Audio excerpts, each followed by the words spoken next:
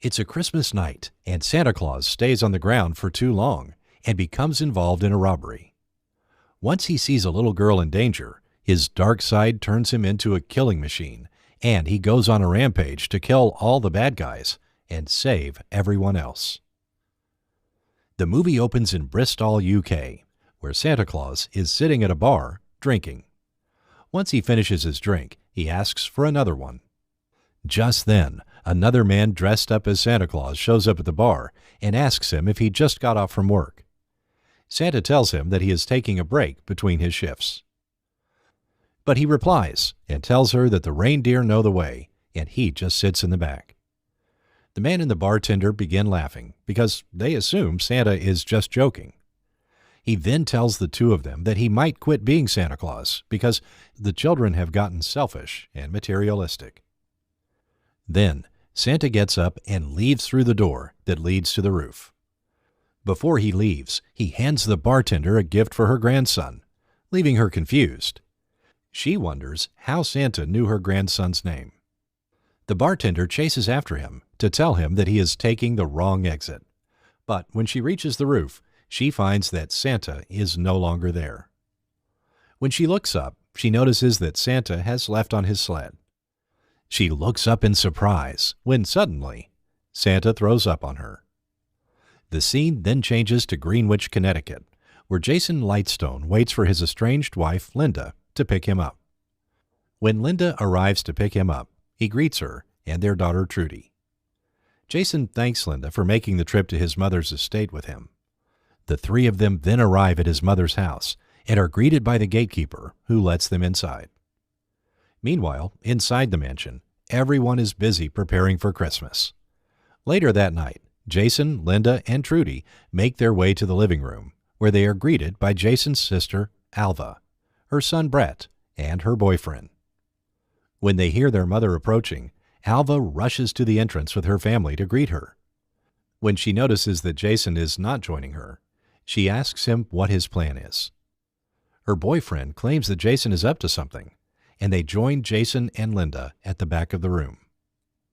Once dinner is over, everyone heads to their rooms. Jason and Linda tuck Trudy in bed, and she tells them that Jason forgot to take her to the mall to visit Santa, which is why she was not able to tell him her wish. Feeling guilty, Jason tells Trudy that he is getting her an early Christmas present. He gives her a walkie-talkie and tells her that she can communicate with Santa through this and tell him about her wish. Linda and Jason then leave the room and overhear Trudy telling Santa that she only wants her parents to get back together as a present for Christmas. Meanwhile, Santa visits different houses and drops off gifts for them. He continues drinking and gets drunk. When he arrives at the Lightstone estate, he finds the cookies that Trudy had left for him. He then takes a bottle of alcohol and sits in a massage chair to relax. At the same time, one of the bodyguards enters the security room and knocks out the guard on duty. He then alerts his accomplices that their plan has started. Outside, Mr. Scrooge arrives at the estate. He is greeted by the gatekeeper. He tells him that he punctured his tire and needs help replacing it. When the gatekeeper turns around, Mr. Scrooge shoots him in the head. Mr. Scrooge's mercenaries begin killing all the guards and the staff at the estate. Jason's mother is taken to a panic room by her bodyguard, but when they enter the room, Mr. Scrooge walks in as well and kills her guards. He then takes Bert, Alva, her boyfriend, and her mother hostage.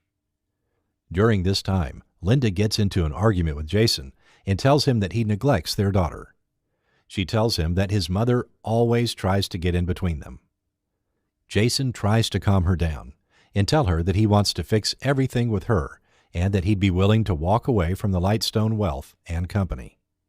Suddenly, they hear gunfire outside. At the same time, Santa hears the gunfire as well and tries to escape from the room. He tries tapping his nose to teleport through the chimney to the roof, but his power does not work because he is drunk. As the Lightstone family is gathered in the living room, Santa is discovered by a mercenary. The two of them get into a fight, but Santa manages to throw him out of the window. In the living room, Jason's mother tells Mr. Scrooge that she has a secret extraction team that is on their way. He tells her that he knows when the extraction team will arrive and that she has $30 million stored in her vault. She then tells Mr. Scrooge that he will not be able to steal the money since no one can break into the vault. He tells her that he knows about the button she has to press that will cause the locks to change automatically. He grabs the remote from her and gets his team of mercenaries to try to hack into the vault. One of his mercenaries reaches out to him and informs him about their dead accomplice. He tells all of them to search around the house for anyone who might have managed to get away. Meanwhile, Santa enters the house using the back door. He tries calling the police, but the mercenaries cut off all the phone lines. Suddenly, he hears footsteps outside and hides behind a pillar. He begins looking through his sack for something that might help him in defending himself. When a mercenary walks into the room, he carefully looks around, while Santa manages to find a doll in his sack, and he sneaks up on the mercenary and hits him in the back of the head. The gun falls from the mercenary's hands, but he pulls out a knife. Santa then takes out a hockey stick from his sack and hits the mercenary again. However, this time he gets overpowered. The two of them fight until Santa finally manages to kill him. Back in the living room, Linda makes Trudy lie down. She takes out her walkie-talkie and begins talking to Santa. During this time, Santa finds the mercenary's walkie-talkie and hears Trudy calling out for him. He talks to her and asks her where she is. She tells him that she is in the living room surrounded by men with guns. Santa reassures Trudy that he is going to help her. He walks to the gatekeeper's hut and finds that the phones are still not working. He then hears Mr. Scrooge calling out for the mercenary. Santa answers and tells him that the mercenary is dead. He warns Mr. Scrooge to leave the family alone, or he will come after them. Frustrated, Mr. Scrooge goes to the living room and asks Jason's mother who she has hired as Santa Claus.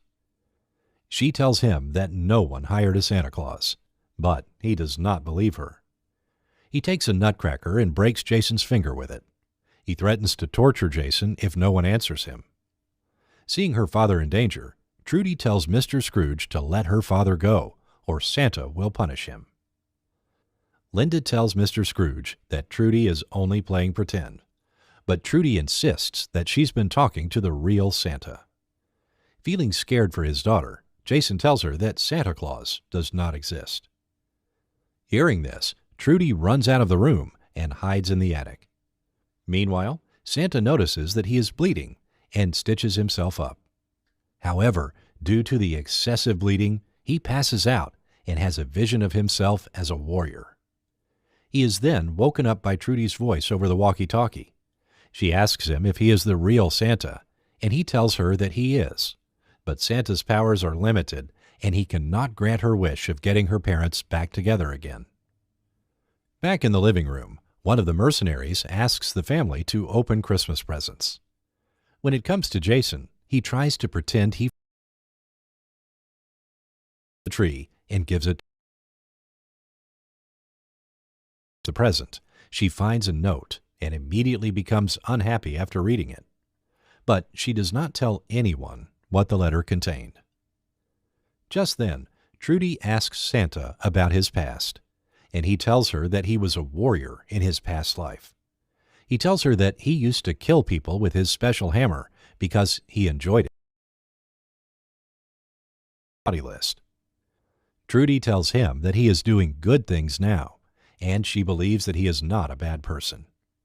Santa tells Trudy to stay hidden while he gets rid of all the mercenaries. At the same time, Mr. Scrooge informs his accomplices that the extraction team is on its way. Elsewhere, Santa sneaks up on a mercenary, but accidentally sets off a toy. He hides in a room, but Mr. Scrooge blows down the door and ties Santa up. They find his sack and notice that it looks empty, but gifts keep coming out of it. Mr. Scrooge throws the sack into the fireplace, burning it. Mr. Scrooge does not believe that he is Santa Claus. When he was 10, he had snuck into his neighbor's house to steal their gifts one Christmas. When he scared their grandpa, who died because he fell off the stairs from the shock. Santa tells Mr. Scrooge that he does not get involved in people's lives and only delivers presents, which is why he did not help him that day. Then Trudy dumps styrofoam balls into the vent, and the mercenaries get distracted. This gives Santa the chance to tap his nose and teleport to the roof. Just then, Santa notices that the extraction team has arrived. He checks his list and finds that their names are on the naughty list. He realizes that the extraction team is on Scrooge's side, just as they start shooting at him. He tries to escape and hide in a warehouse. He is just about to give up when Trudy tells him that as well. Then Santa notices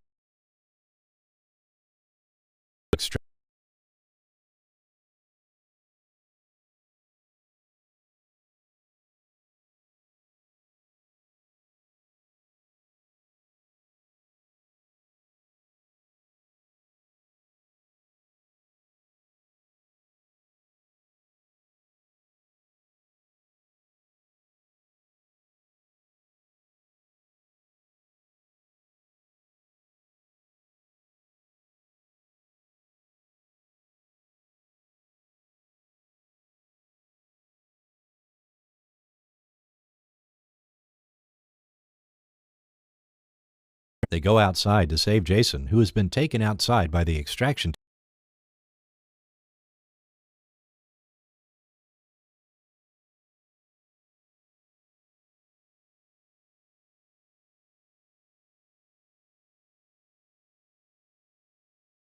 Himself and Mr. Scrooge to the top of a chimney, which kills Mr. Scrooge.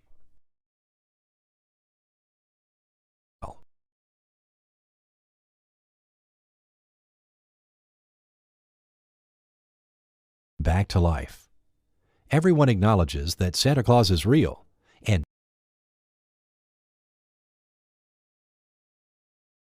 sack as a gift from his wife on the sled.